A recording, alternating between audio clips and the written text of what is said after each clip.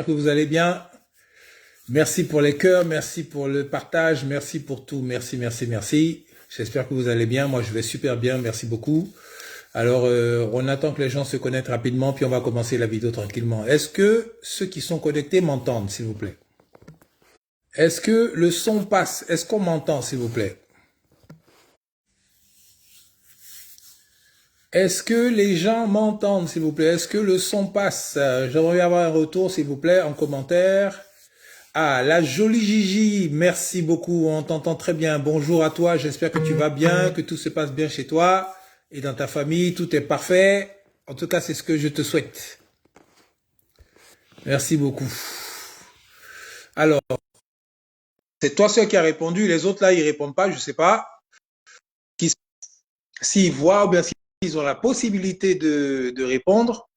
Alors, j'entends mon invité, Maître Zoku, qui va venir faire une démonstration ici par rapport au sujet du jour. Maître Zoku, Oui, comment tu vas la famille? oui, ça va, Ah, ça va. ok. Oui, Là, tu as les rayons du soleil qui sont en train de t'irradier, là, de oui. vitamines et de Tu bonnes veux choses. que tu veux que je change Non, non, non, d'endroit c'est parfait. si. Non, non, c'est parfait, c'est parfait. Tu es en Ok, train d'être d'accord. irradié de bonnes vibrations, de Oui, tout puissance, à de fait, lumière. Et ça tout me à fait fait. plaisir. J'espère que tu vas bien. Oui, ça va, tout à fait. Ok. Alors, chers invités, chers Africains, Africaines, chères populations du monde entier, puisque nous avons accès au monde entier, on vient aujourd'hui encore, moi, Boakwasi et Maître Zoku, vous parler aujourd'hui d'une situation en Côte d'Ivoire euh, qui mérite d'être expliquée. Voilà. Et pour que les choses soient claires dans la tête de tout le monde et qu'on puisse avancer vraiment à l'essentiel. Alors, avec mon frère Maître Zoku, nous avons eu des discussions plusieurs fois d'ailleurs par rapport aux conditions d'éligibilité des candidats à la prochaine élection en Côte d'Ivoire. Et il nous est revenu plusieurs fois dans plusieurs lives, dans plusieurs panels, dans plusieurs discussions avec des gens que le président Koudoulou Laurent Gbagbo serait trop vieux, il serait trop vieux pour briguer un deuxième mandat dans la République de Côte d'Ivoire. Il serait trop vieux. Ouais, il est vieux, il est fatigué, il est ceci, il est cela. Et nous, on les regarde, on rigole doucement parce que nous avons un autre son de cloche. Et c'est ce que nous allons essayer de développer aujourd'hui, clairement. Et j'espère définitivement, pour ceux qui ne comprennent pas encore de quoi il s'agit, afin qu'on puisse vraiment aller à l'essentiel. Parce que dans ces temps où l'Afrique est en train de s'éveiller, de se réveiller, où tous les pays africains sont en train de prendre conscience que le temps de la colonie, le temps de toutes ces sales choses qui nous ont fait tant souffrir est terminé, il y a des gens qui vont encore dans leurs pensées, je ne sais pas si c'est des pensées qui sont guidées par les souffrances de la colonisation, de la domination, je ne sais pas, ou bien c'est le syndrome de Stockholm, ou bien quoi, qui n'arrivent pas à voir que eux-mêmes, ils sont des gens, des Africains dignes, qui peuvent décider par eux-mêmes pour eux-mêmes et puis penser comme ils le souhaitent, comme ils le veulent eux-mêmes, sans être influencés par qui que ce soit. Donc aujourd'hui, on vient dans cette vidéo pour vous parler de cette histoire de vieillesse du président Gbagbo, avec des exemples bien précis.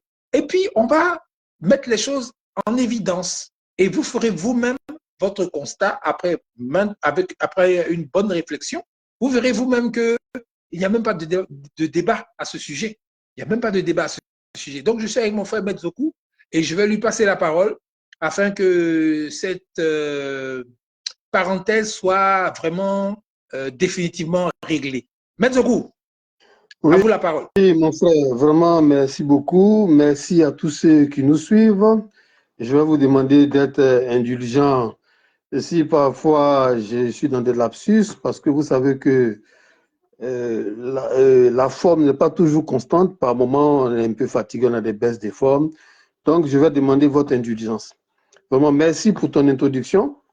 Tu as raison de dire que au niveau des débats, l'âge du président Gbagbo, ça fait souvent débat.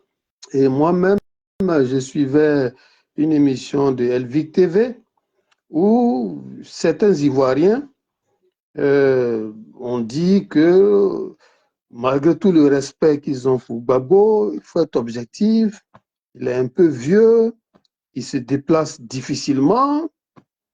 Son élocution, sa façon de parler n'est pas aussi énergique qu'avant. Il est un peu lent dans son parler. Donc, objectivement, il est vieux, qu'il cède la place à d'autres personnes, d'autres jeunes cadres dans son parti, dont Melo, Katina, Hubert Oulaï, Akembo, Gilbert Akembo. Il y a d'autres, il y a des compétences dans son parti. Voilà. Donc, on va ensemble essayer de réfléchir à cette question-là.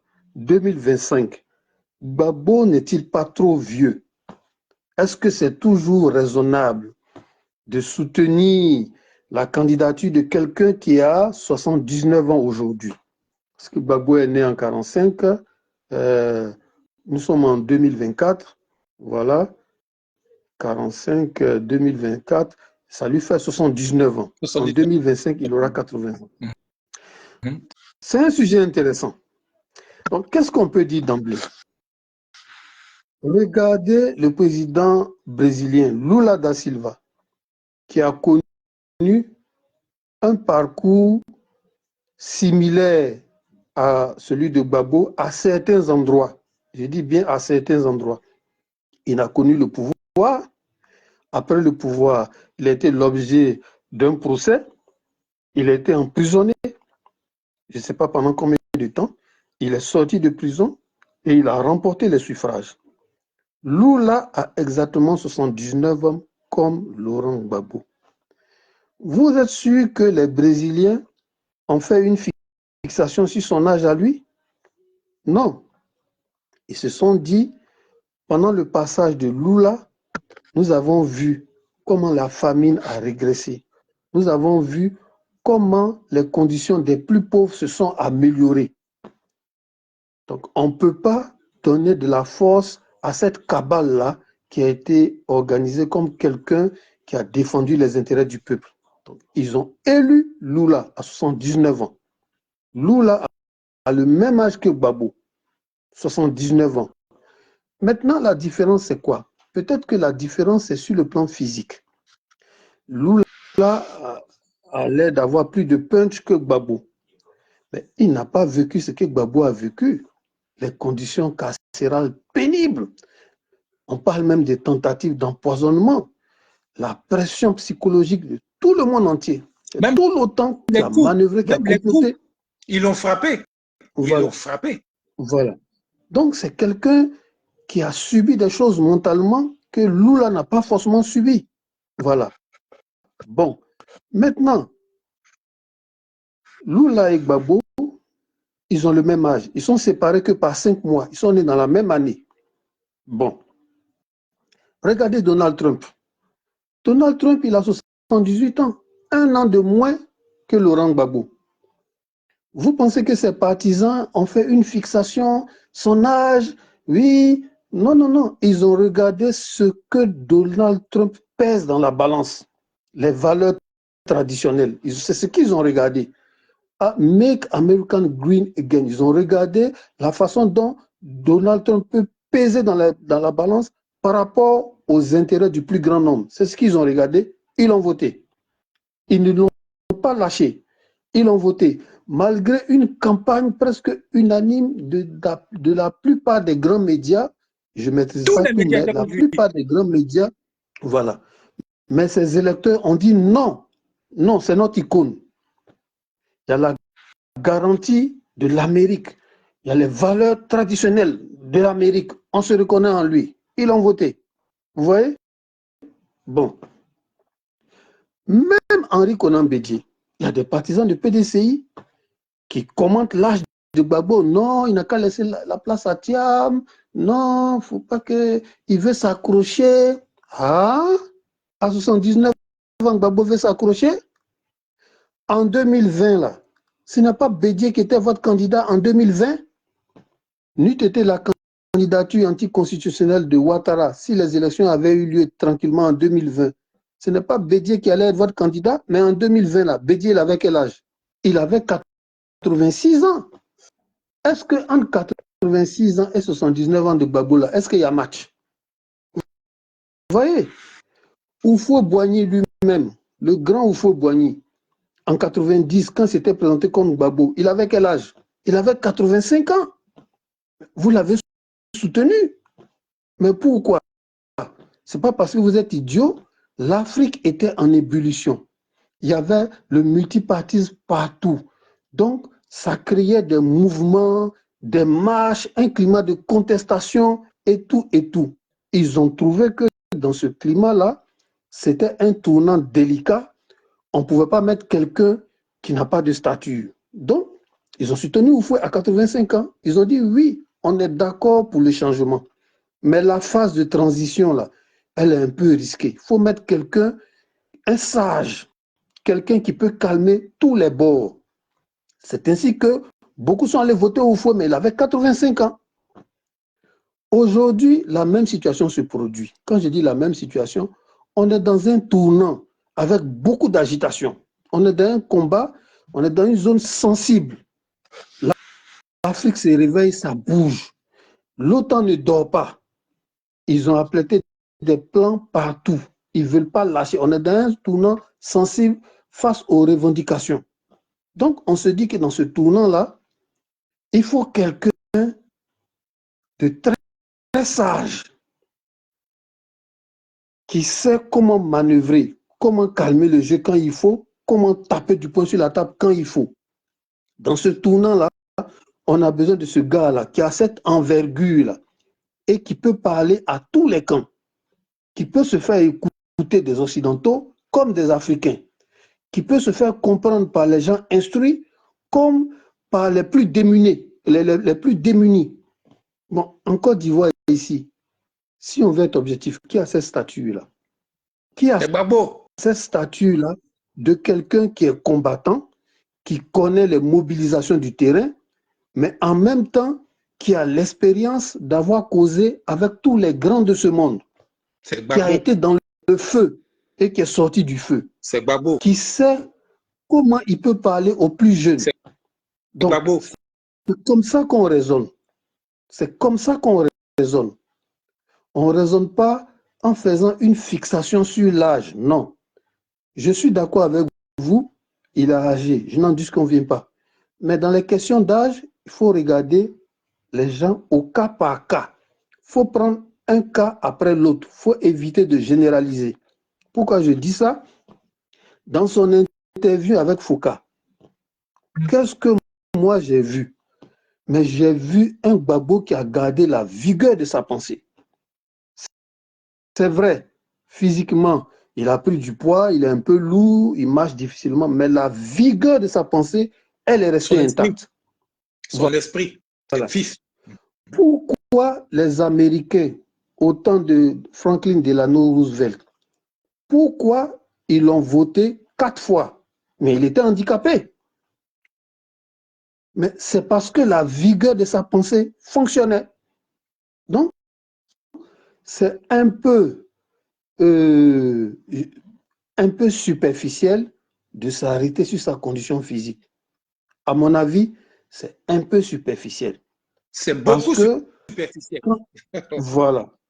Il faut regarder à travers l'homme qui s'exprime, il faut regarder la force de conviction qui l'anime. Elle n'a pas changé. La profondeur de sa vision, elle n'a pas changé. La vigueur de ses idées, elle n'a pas changé. Rappelez-vous ce que Gbagbo vous a dit. Il dit que quand il était en prison, il a pensé le PPACI. Regardez comment le PPACI est organisé. C'est le fruit de la façon dont Gbagbo a pensé la chose. Ça veut dire qu'intellectuellement, au niveau de son esprit, la vigueur est là. Regardez comment il a organisé le PPACI. Regardez le secrétariat général, le bureau exécutif, comité de contrôle, l'école du parti, l'inspection générale du parti. Mais il a structuré un organigramme complexe. C'est quelque chose qu'il a pensé. Ça veut dire qu'il a encore la vigueur de sa pensée. Bon, je vais vous donner un autre exemple. Quand Gbagbo raconte comment il a eu à discuter avec Houphouët-Boigny pour la dernière fois, qu'est-ce que Gbagbo a dit? Il dit, la dernière entrevue que j'ai eue avec Houphouët, l'homme était mortellement atteint. Maintenant, Il voyait Houphouët vraiment affaibli. Mais il a dit que ce qui m'a impressionné, c'est que sa pensée était intacte. Sa pensée était intacte. Donc, vous voyez, à mon avis, quand on parle de l'âge des gens, il y a vieux et puis il y a vieux. Il y a vieux et puis il y a vieux. Il y a la vieillesse et puis il y a la sénilité. Vous voyez, il y a une différence entre les deux. La sénilité, c'est de la vieillesse, mais qui a un côté pathologique. oui, avec C'est la ce que le président mémoire, la perte. américain, voilà, c'est ce que le président américain a vécu, Joe Biden. Biden. Voilà. C'est une dégradation pathologique des facultés. Ça, c'est la sénilité. Maintenant, la vieillesse, c'est une dégradation naturelle. La vieillesse, elle n'est pas pathologique. Voilà. Voilà. Donc, c'est dans ce cas-là on est. Il faut prendre les individus cas par cas. Il faut les prendre cas par cas. Voilà. Donc, je vais marquer une pause et puis laisser mon ami enchaîner avant de reprendre avec d'autres exemples factuels. Voilà. Maintenant, mon frère Boakwasi, oui, qu'est-ce que tu peux ajouter à ton niveau? Ce que je peux ajouter à mon niveau, c'est que actuellement, franchement, les Ivoiriens en particulier doivent vraiment réfléchir plus profondément à l'avenir de cette terre qu'on appelle Côte d'Ivoire pour le moment. Parce que nous assistons dans le monde entier à un revirement de situation.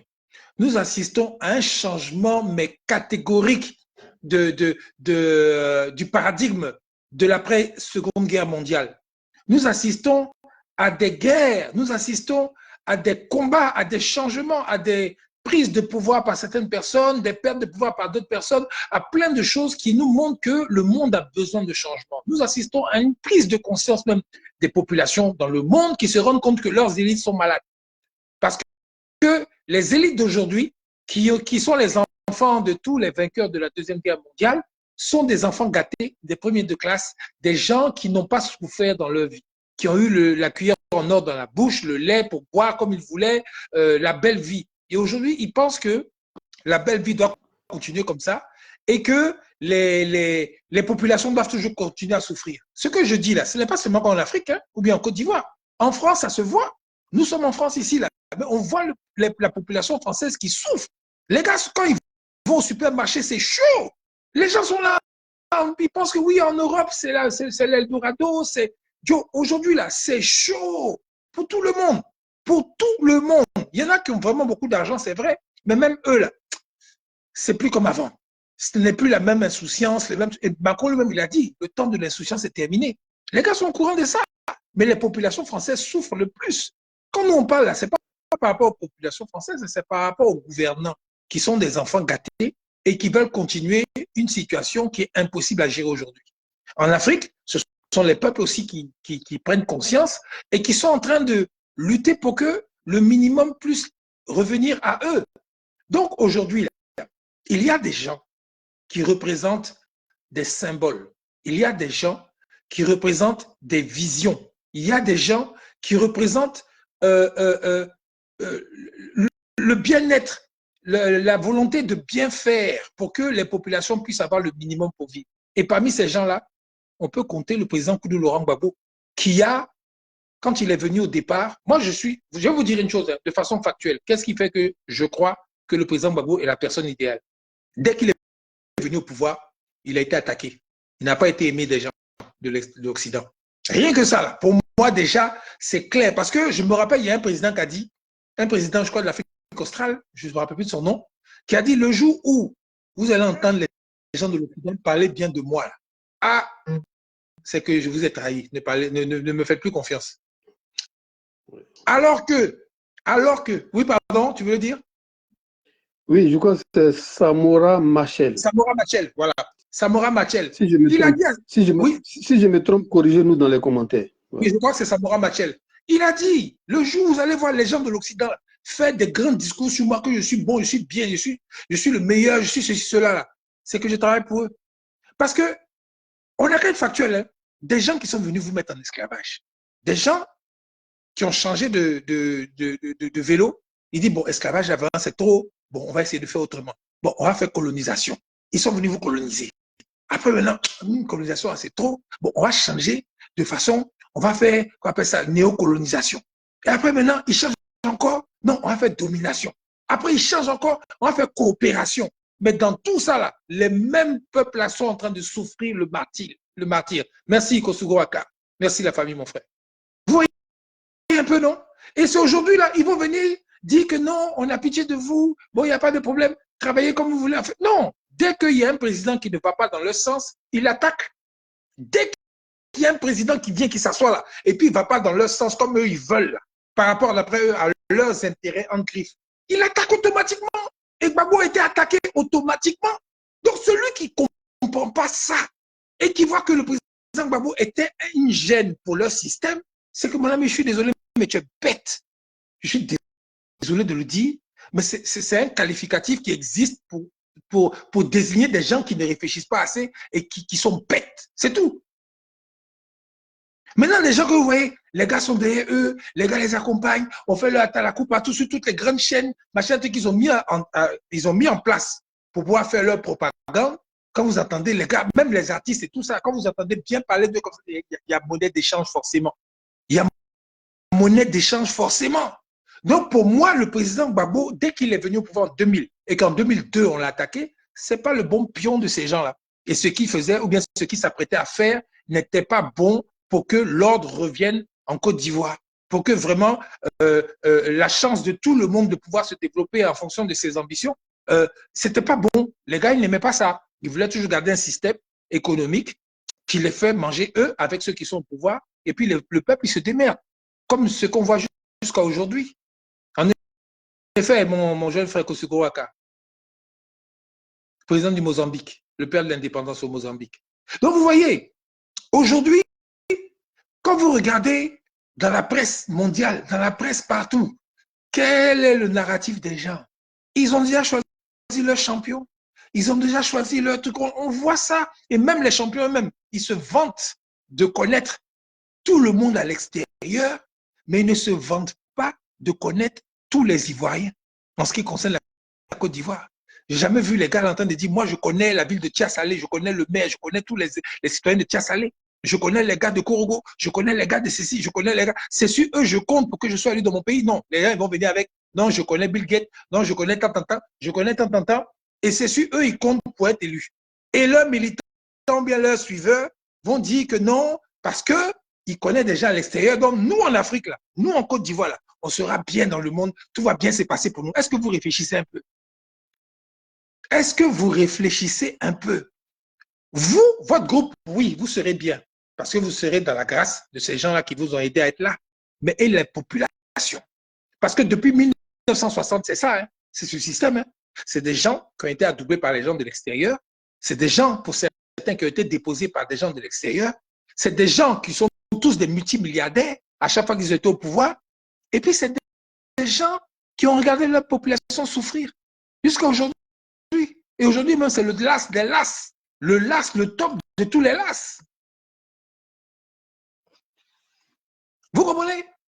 Les gars, partagez la vidéo, mettez les cœurs, partagez la vidéo, pompez les cœurs, s'il vous plaît. Pompez les cœurs, partagez la vidéo. C'est important. Parce que vraiment, on ne peut pas continuer à être bête toute une vie. Ce n'est pas possible. On peut être bête un peu parce qu'on ne le connaît pas, on est ignorant, machin truc, mais on ne peut pas continuer à être débile complètement à côté de ses chaussures tous les jours, en espérant de façon personnelle être dans les bonnes grâces de ceux de l'extérieur. Et puis maintenant, venir un peu changer, bon, on va mettre un peu de trucs ici pour arranger un peu les gens, mais venir continuer à laisser le peuple souffrir. Ce n'est pas possible. Donc, aujourd'hui, là, on parle du président Gbagbo, on parle de son âge, comme certains prennent cet âge-là pour en faire une tare, pour en faire un problème. Moi, je ne sais pas, hein. Nous, dans notre Afrique ancestrale, là, les vieux, là, les gens qui sont âgés, là, nos aînés, là, on les respecte. Et pourquoi on les respecte? Parce qu'ils connaissent, ils ont le savoir. Un vieillard assis voit plus loin qu'un jeune homme qui est debout. Ça, on le dit toujours. Hein. Les gens voient plus loin, c'est la pensée, c'est son esprit. On sait que son corps ne va pas courir, gambader dans les étages, dans les escaliers, partout dans le monde, à sauter dans les avions, comme Obama le faisait, tout ça là. Obama, il était jeune, non? Il sautillait partout, mais c'était le pire président américain pour l'Afrique. Ou bien, c'était un gars qui était connu par tout le monde, il était adoré par tout le monde, dans tout le monde entier. Jusqu'à aujourd'hui, tous les gars là parlent de lui, mais c'était la plus grande crapule pour les Africains. Vous ne souvenez pas les gars? Donc vous avez dit quoi? Parce que le monsieur il est vieux, mais en fait les gars ils ont peur de sa pensée, ils ont peur de sa vision, parce qu'ils savent qu'avec sa vision et sa pensée, quand ça sera appliqué, eh bien l'Afrique va se lever, va se réveiller. Et c'est ce que vous voyez dans l'AES, c'est la vision du président Gbagbo que vous voyez qui s'applique dans l'AES. C'est la vision du président Gbagbo qui s'applique au Tchad aujourd'hui, où je salue d'ailleurs le président du Tchad, Déby Itno, Kaka Déby Itno, qui a complètement aujourd'hui renversé la table, où on pensait que oui, il était en train de donner tout à l'armée française, et bien aujourd'hui, il a demandé une partie, clairement, de façon officielle. On dit... Mais excuse-moi, oui. Excuse-moi, le président du Tchad, récemment, il a demandé aux Français de partir. La lettre est là, officielle, claire.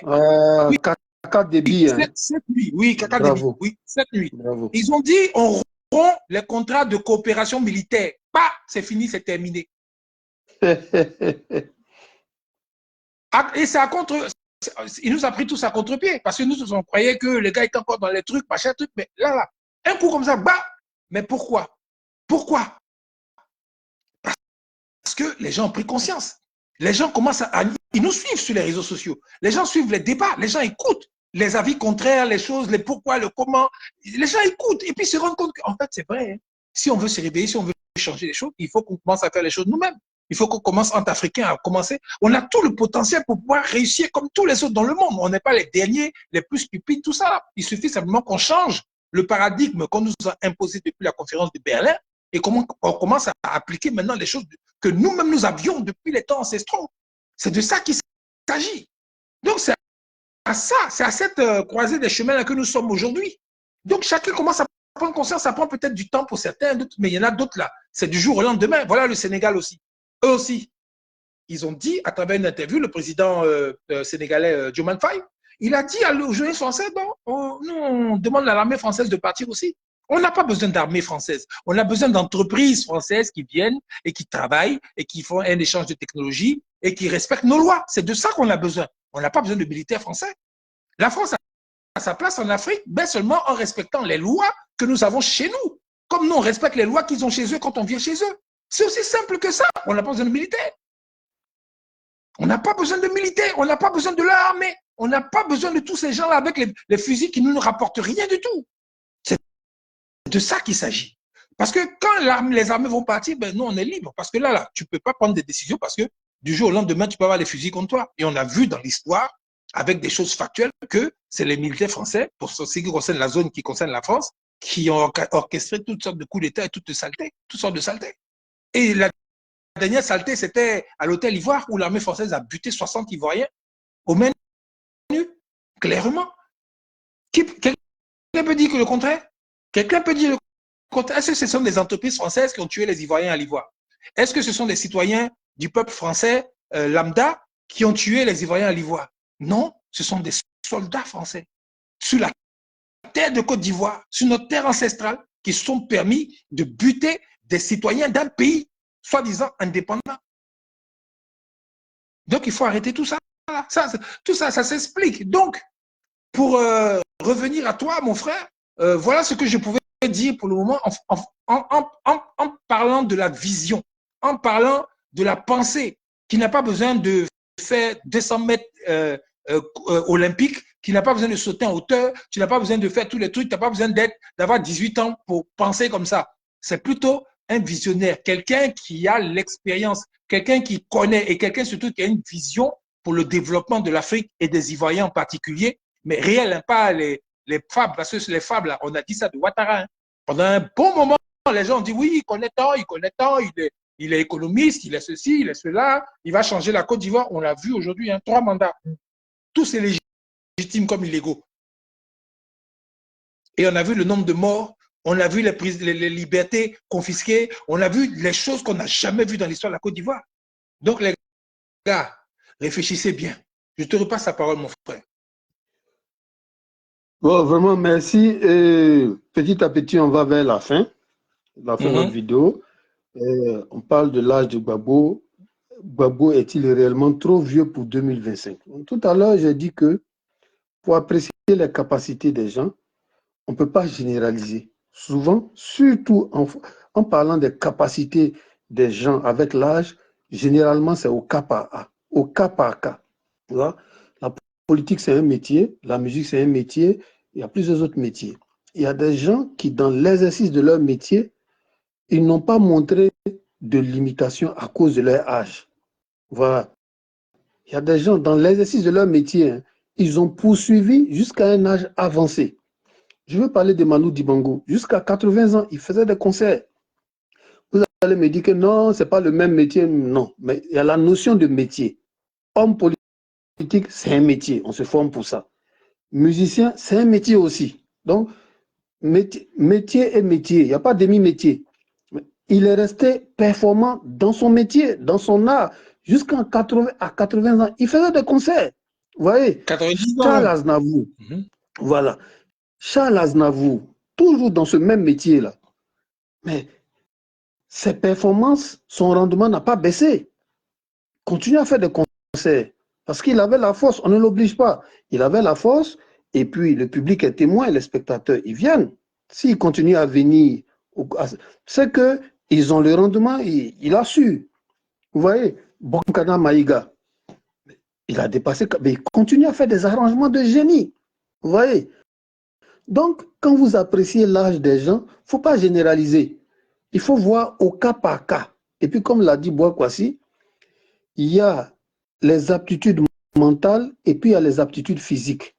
Il ne faut pas vouloir les mettre au même niveau, vous allez vous tromper. Surtout sur le plan de la spiritualité. Sur le plan de la spiritualité, les gens âgés, mais ils sont redoutables. Quand ils ont une profondeur spirituelle, ils voient les choses plus vite. Même s'ils marchent avec une canne, mais la capacité spirituelle, la capacité psychique à maîtriser, à dompter, à gérer les événements, les gens âgés qui ont une profondeur spirituelle, ben, ils sont redoutables. Ceux qui comprennent là, on ne les met jamais de côté. Vous voyez? Donc, je vais vous donner un autre exemple. En Malaisie, il y a le président malaisien Mohamed Mahathir. Il a dirigé la Malaisie de 1980 jusqu'en 2003. Il a fait 22 ans au pouvoir.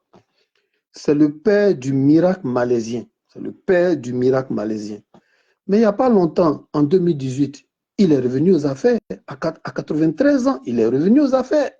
Vous allez me dire que les Malaisiens, c'est des gens limités d'esprit en fonction du tournant, en fonction de la période sensible qu'on traverse, on peut solliciter quelqu'un qui est au-dessus de beaucoup de choses. Quelqu'un qui a une carrure pour maîtriser les événements incontrôlables. Donc, il est revenu à 93 ans et il a gouverné pendant 1 an, 9 mois avant de laisser le pouvoir. Vous pensez que ceux qui l'ont élu, c'était des idiots? Non. En fonction des dispositions qu'il présentait, en fonction de la clarté de sa pensée qui était intacte, on dit non, il peut jouer un rôle. Du haut de l'expérience qu'il a, il peut maîtriser tout ce qui peut se passer. Donc, il est venu pour un court temps. C'est ainsi que Gbagbo dit, il vient pour resserrer les boulons. On sait qu'il ne sera pas opérationnel jusqu'à 94 ans, mais il a encore le jus. On peut l'exploiter. Actuellement, on peut l'exploiter. Et puis de deux, mais il n'est pas seul. Il y a une armée de jeunes cadres compétents autour de lui. Est-ce que vous pouvez douter de Gilbert Akengbo, un grand monétariste? Est-ce que vous pouvez douter de l'expertise de Don Melo, un grand acteur de développement qui a piloté des projets dans toute l'Afrique? Est-ce que vous pouvez douter des capacités de Kone Katina, qui vient d'avoir son doctorat en droit public? À côté même de Kone Katina, vous pouvez douter de l'expertise des gens comme Hubert Oulay? Des gens, mais il y a des cerveaux autour de Gbagbo. Il y a des cerveaux autour, des gens qui ont géré, des gens qui ont mené des combats. Voilà. Bon, je vais vous donner un autre exemple. Prenez le cas de Paul Biya. On dit que Paul Biya est vieux. Mais Paul Biya, c'est le président, l'un des présidents qui a porté les plus gros coups à l'Occident à travers les chaînes panafricanistes qu'il a suscitées sur son sol. Ça, vous ne pouvez pas le nier. C'est l'un des présidents qui a porté les plus gros coups à l'impérialisme. Et dans le livre de Gbagbo, voilà, dans le livre de Gbagbo, il a fait un passage, il a dédié un passage à Paul Biya. Il a dit, oui, il y a quelqu'un que vous considérez comme un France-Africain, mais qui n'en est pas un. Je vais parler de Paul Biya. Il dit que il est l'un des rares chefs d'État qui décrochait mes appels. Quand j'étais pilonné par toute la communauté internationale, personne ne voulait décrocher mes appels. Et Paul Biya fait partie de l'un des rares qui décrochait mes appels. Et après mon intervention à l'ONU, Paul Biya m'a appelé, m'a dit, ah, bravo, c'est bien ce que tu fais. Et ce n'est pas un hasard, les médias camerounais m'ont soutenu Gbagbo. Et Paul Biya a favorisé, c'était une grande manœuvre, l'émergence des médias panafricanistes très offensifs contre l'Occident. C'est en 2012 que Afrique Média a commencé à émettre. Et par la suite, il y a eu une démultiplication de ces médias-là. Après Afrique Média, il y a eu Vision 4. Après, il y a eu DBS TV. Après, bon, les Equinox, ils sont un peu généralistes, mais je parle des gens qui ont une ligne panafricaniste offensive. Les gens d'Afrique Média, une autre partie a créé For You Media. Aujourd'hui, il y a Panafrican TV. Mais tout ça là, c'est sorti de la terre de Paul Biya. Mais au moment où il suscitait la création de Afrique Média, Paul Biya avait 79 ans. Mais ça a été une manœuvre de génie.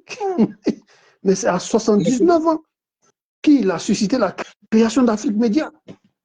Vous voyez? Donc, tout doucement, on va conclure. Ayons un peu de discernement. Voilà. Moi, j'ai toujours dit que l'analyse politique, ça ne se fait pas dans l'agitation.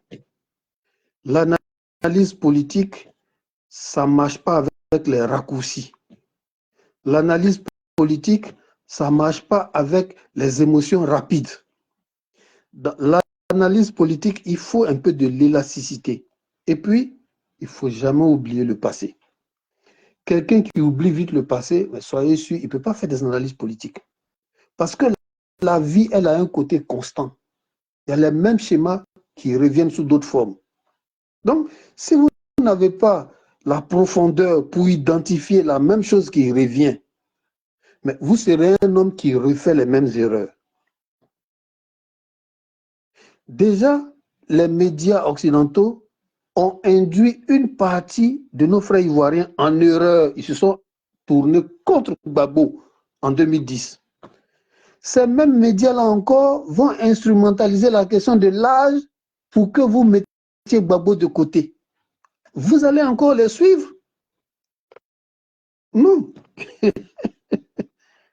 Parce que actuellement, là, c'est chaud pour tout le monde. Hein. Ils sont embrouillés. Ils perdent du terrain. Donc, pourquoi se priver de la science stratégique d'un homme comme Gbagbo? Pourquoi s'en priver? Si lui dit qu'il a encore de la force, mais laissez-le. Si lui, il dit qu'il a encore de la force, mais laissez-le. Donc, voilà ce qu'on peut dire. L'âge, c'est un chiffre. On apprécie les gens au cas par cas. Et on apprécie les individus en fonction des dispositions qu'ils vous donnent. Regardez Gbagbo dans ses interviews majeures, devant Albéric Néango Agbassi, devant Alain Foka, les interventions majeures de Gbagbo à la clôture du Congrès constitutif. Regardez ces interventions majeures, honnêtement. Vous avez eu le sentiment que ses facultés intellectuelles ont diminué? Non. C'est la vigueur physique qui a diminué. Mais l'articulation des idées, la profondeur, la compréhension des enjeux, Mais moi, Gbagbo est au-dessus de toute la classe politique ivoirienne et même peut-être africaine. Vous allez trouver qu'un homme comme ça, là, il est vieux. Vous allez trouver qu'il est vieux. Mais vous allez commettre une grave erreur. Parce que de son âge, là, on a développé, surtout s'il est spirituel, mais c'est grave. Il est ultra efficace. Il a une capacité de perception. Je donne un exemple bref. En 90, quand le Cameroun allait à la Coupe du Monde, Roger Mila ne faisait pas partie des sélectionnés. Paul Biya a dit, mettez son nom d'autorité. Mais on a mis le nom de Mila. Il tendait vers 40 ans. Il tendait vers 40 ans. Mais Mila a épaté le monde. Mila a épaté le monde. Et après, les gens ont dit que Paul Biya a vu. C'est lui qui a dit, par décision présidentielle, mettez le nom de Biya et mettez le nom de Mila. Mais Mila, non, mais c'est là, les gens ont su que non. Donc, il existait. Calmons-nous. Calmons-nous. On ne peut pas tout voir. Et puis, ce que quelqu'un voit, il ne peut pas tout te dire. La vision et puis l'explication, ce n'est pas la même chose. Tu vois? Ouais. Tu vois? La vision et puis l'explication, ce n'est pas la même chose. Tout ce qu'on voit, on ne peut pas expliquer. Mais tout ce qu'on explique, c'est qu'on a vu. Mais tout ce qu'on a vu, on ne peut pas forcément expliquer. C'est après ceux qui ont de l'analyse, ils peuvent comprendre, c'est ce qu'il avait vu. Mais au moment où on le voit, on ne peut pas expliquer. Donc, en conclusion, je reconnais que 79 ans, c'est un âge avancé, je le reconnais, mais ramener aux réalités politiques, ce n'est pas forcément un âge avancé. Ça dépend des dispositions de l'individu. Pourvu qu'il ne soit pas dans un cas de sénilité, comme Joe Biden, qui perd ses idées en plein débat. Voilà ce que je pouvais dire. Donc, je te laisse la parole pour que tu conclues. Merci, mon frère. Alors, pour conclure, je vais essayer de faire un petit récapitulatif bref de la situation du gouvernement français en Afrique. Le ministre de la Défense française a fait un communiqué, je crois, hier soir, où il accuse la Russie d'être à la base de la déchéance de l'influence française en Afrique, où il dit même qu'ils sont prêts à faire la guerre avec la Russie même. Bon, le monsieur, je ne sais pas ce qu'il a fumé, mais c'est ce qu'il a dit, que vraiment, il accuse ouvertement la Russie, qui est responsable du fait que les Africains ne veulent plus de présence militaire française en Afrique, parce que pour eux, leur armée représente leur influence en Afrique. Je reprends. Pour eux, là, les gouvernants français, leur armée, leur présence militaire représente leur vraie influence. Je le dis pour une troisième fois. Pour les gouvernants français, leur armée représente la vraie influence de la France en Afrique.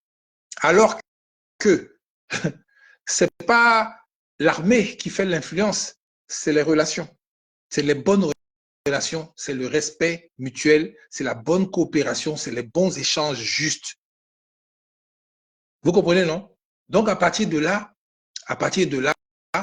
je pense que les gars se sont tirés une balle dans le pied, puisque le Sénégal, à travers Diomaye Faye et le président du Tchad, Kaka Déby, ont dit ouvertement qu'ils ne veulent plus voir de présence militaire française en Afrique. Ils n'ont pas parlé de peuple français, ils n'ont pas parlé d'hommes d'affaires français, ils n'ont pas parlé de relations entre les peuples. Ils ont parlé que d'hommes avec des armes en main. Les gens vont peut-être faire de l'amalgame avec ça, ils vont peut-être se débattre, mais nous, on s'en fout. Où on arrive aujourd'hui, là? Franchement, c'est le cadet de nos soucis. Le plus important, c'est de faire en sorte que nous, Africains, là, sur la terre de nos ancêtres, là, on change nos dirigeants pour qu'on ait des dirigeants courageux, des dirigeants visionnaires, des dirigeants qui aiment leur peuple, qui aiment leur population et qui travaillent pour le bien de leur population d'abord, avant de penser à qui que ce soit à l'extérieur. Parce que souvent, les gens ils sont là. Non, mes amis sont à l'extérieur. Mes amis sont ici, en Amérique. Là. On s'en fout de tous les autres à l'extérieur de l'Afrique. Hein. Nous, le plus important, c'est nos populations. Les mamans qui mettent au monde dans les hôpitaux, puis elles meurent en couche, là. Parce qu'il n'y a pas ceci, il n'y a pas cela. Les gens qui ne peuvent pas se soigner, c'est eux qui nous intéressent. Ce n'est pas Bill Gates, c'est pas tant, c'est pas tant. Parce que Bill Gates n'a jamais construit un hôpital en Afrique. Comme Elon Musk n'a jamais construit une école en Afrique. Les gens n'ont jamais fait quelque chose comme ça pour les populations africaines. Donc, venez nous raconter que non, je connais tant, je cite ceci, je cite cela, alors que toi-même, ta propre population, tu ne la connais pas. Et les gens les suivent parce qu'ils ont des carnets d'adresses. C'est encore la même connerie qu'ils ont faite avec Ouattara. Et vous avez vu aujourd'hui comment ça se passe. Aujourd'hui, là, on veut des gens qui sont courageux. On veut des gens qui ont une vision pour leur population en premier. On s'en fout de dehors, de qui tu connais, de quoi. Le plus important, c'est, on est riche. Nous avons des richesses et nous avons des partenaires avec qui on peut discuter, on peut échanger et qui vont nous apporter toute la technologie dont nous avons besoin pour pouvoir faire ce changement, cette transformation, de passer de l'agriculture et de l'économie coloniale à l'économie réelle d'un pays souverain. Parce que c'est dans ça on est. Hein. Ce que nous faisons aujourd'hui, là, c'est économie coloniale. On dépend de quelqu'un, on a une monnaie qu'on utilise qui est pour quelqu'un. Rien ne nous appartient. Aujourd'hui, on veut maintenant une économie souveraine, une économie qui fait en sorte que les populations du pays même sont à la tête de tout et sont responsables de tout et décident de tout eux-mêmes d'abord et font ce qui les arrange d'abord. Maintenant, quand les populations vont pouvoir vaquer à leur occupation, faire tout ce qu'ils ont envie de faire dans leur pays en fonction des ambitions de chacun, vous verrez que les choses seront différentes, les visions seront différentes. Les gens disent parce que les gens ont besoin de ça là-bas avant de comprendre. Mais c'est dans ça on est. On ne peut plus aller dans un truc où quelqu'un t'appelle au téléphone et puis maintenant, ce que tu voulais faire, tu ne peux pas faire parce que ça dérange quelqu'un. Ça dérange une multinationale, ça dérange ça, un groupe de personnes qui ont investi dans un secteur, ça leur fait la concurrence. Toi, mais dans ton propre pays, on ne veut plus de ça. Donc voilà ce qu'on voulait vous dire aujourd'hui. Le président Gbagbo est vieux peut-être en âge, mais vieux, c'est encore relatif. Parce que par rapport au président Bédié, il n'est pas vieux. Par rapport à M. Ouattara, il n'est pas vieux. Par rapport à tous ces gens, il n'est pas vieux. Donc, ce truc-là, franchement, oubliez ça. Combattez-le dans ses idées. Donnez-nous une réplique en fonction de la vision et de la direction qu'il veut donner au pays, en fonction de ses idées politiques. Donnez-nous le contraire. Prouvez-nous que ce qu'il pense, c'est pas juste, c'est pas correct, c'est pas net. Et puis à partir de là, maintenant, on pourra avoir une discussion. Sinon, pour le moment, là, le président Gbagbo, sa vision, là, c'est dedans nous on est. Voilà. Peace.